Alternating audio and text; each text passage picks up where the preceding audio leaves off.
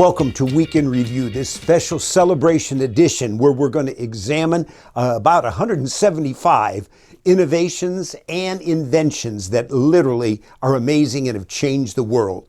A little while ago, I had a sit-down time with Lee Greenwood. You may recognize that name, and he's the author of the song, Proud to be an American. I'm going to put the words on the screen. Look at these words, I love them. And I'm proud to be an American where at least I know I'm free, and I won't forget the men who died, who gave that right to me. And I'd gladly stand up next to you and defend her still today, 'cause there ain't no doubt I love this land. God bless the USA. I agree with those words. And you know what? Not everybody believes that today. And there's people that are really very cynical and very critical of our nation. Recently, 400,000 college students, liberals, were interviewed across this nation, and they were asked, are you proud to be an American? 57% of these young people said no. It's sad. There's a girl a woman, I should say, in the Olympic trials, and she throws the hammer. She came in third, but when she went up to the platform, she was irate. Why? Because they played the national anthem, and she was supposed to look towards the flag, and she would not do it. She had her 15 minutes of fame, but she's an activist, Black Lives Matter, angry, and she puts down America. People are ignorant. Do you know right now that China, the Communist Party, is celebrating its 100th birthday? It's a very momentous time for them. They've had 3 dictators that have ruled China, but people don't know the history. There was an article in the Wall Street Journal, and this historian took 2 pages. And if you go through it, you see the repression, the suffering, 50 million people starved, people thrown in gulags, what the Communist Party did. Now you say, well, haven't they made change? Well, they leave things in the wake, disaster, and now they are forced with some reforms, but they have a goal. They're very nationalistic, and they're celebrating, believing that they are going to rule the world. And if you live there, and we've had missionaries in our home from China, and I have a dear friend, Dr. Ming Wang, who really escaped China, and now, here it is, he came here with $50 in his pocket. He's doing a movie called Sight, and he will overview and let people know what he came through. And today, many don't realize it. They don't realize the technology and the surveillance and the torture and the repression of individuals, the propaganda and arbitrary rule. There's no freedom, there's censorship in that. But people are ignorant. They need to read a book, and I recommend it. It's a great book. It's called The 5,000-Year Leap, A Miracle That Changed the World. What is this 5,000-year leap? Well, the book records how in recorded history, initially, man basically made little progress. People were still following animals, in their plowing of their fields, and they were weaving cloth like they have for thousands of years, and they were in, ox-driven wagons.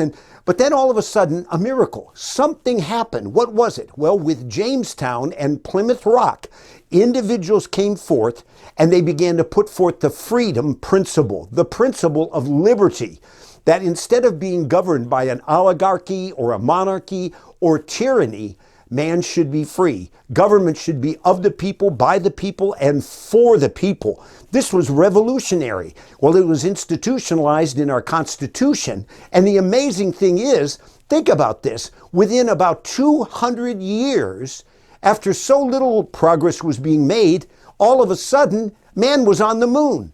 Why? Because man and woman were free. They were self-governing. They understood the principle of morality and government that was upholding law and order and was following biblical principles, Judeo-Christian foundations.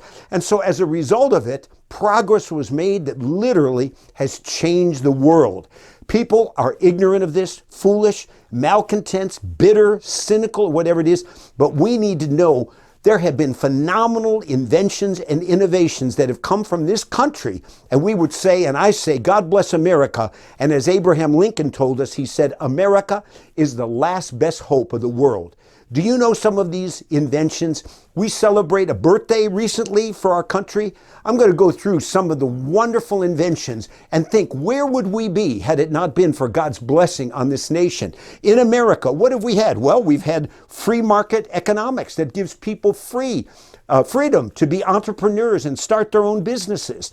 And then what? Harnessed electricity. We sustained air travel, came forth, electric light. How about this? The sewing machine, the fire hydrant, the coffee percolator. Think of these things. We just take them for granted right now. The fire hydrant. How about this one? The, sports, baseball, volleyball, and American football, basketball, softball, stock car racing, all comes from America. The dishwasher. How about washers and dryers? Photographic film. How about the ballpoint pen, remote control, windshield wipers, automatic transmission, the toaster, the flushable toilet? Then you could go on, the electric traffic light.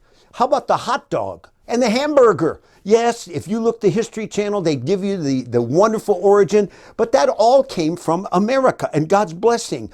Windshield wipers, hot dogs, garbage disposals, smoke detectors, the electric guitar, disposable diapers, rock and roll. You like rock? You say, well, I like jazz. Well, where did jazz come from? Where did blues come from? How about the automatic teller, deodorant? Do you like your GPS? Where did that come from? You say, well, wait, all of these things? Yeah. How about a few more? The microwave, Tupperware, hairspray, blow dryers, cable television. What about your iPhone? Ooh, what would I do without that? How about the computer, nuclear submarine? How about air conditioning, centralized heating in a home, communication satellites, child safety seats, space shuttle, scoreboards, whole body scanners, backpack? Do you wear one as a young person? How about the guitar? Ready? America.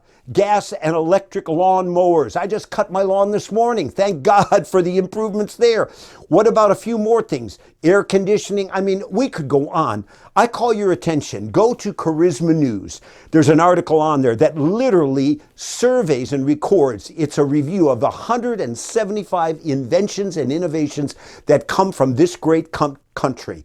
The first description of God in Scripture is creator, and he allows us to co-create with him, and his blessing has been on this country. But there are people that are irritable, cynics. They don't like this country. They want to topple it. They have visions of some utopia. They'll talk of socialism or communism. They don't realize in the 20th century, over 100 million people killed, destroyed, slaughtered under communism. Think of Mussolini. Think of Hitler. Think of really Mao Zedong. I want to encourage you. We have a heritage, and I try to tune out those that tear down this country, and I want to learn my history and the heritage, and then I want to help lovingly share the gospel and communicate the truth about the United States of America. It really is, as Abe Lincoln said, the last best hope for mankind on earth.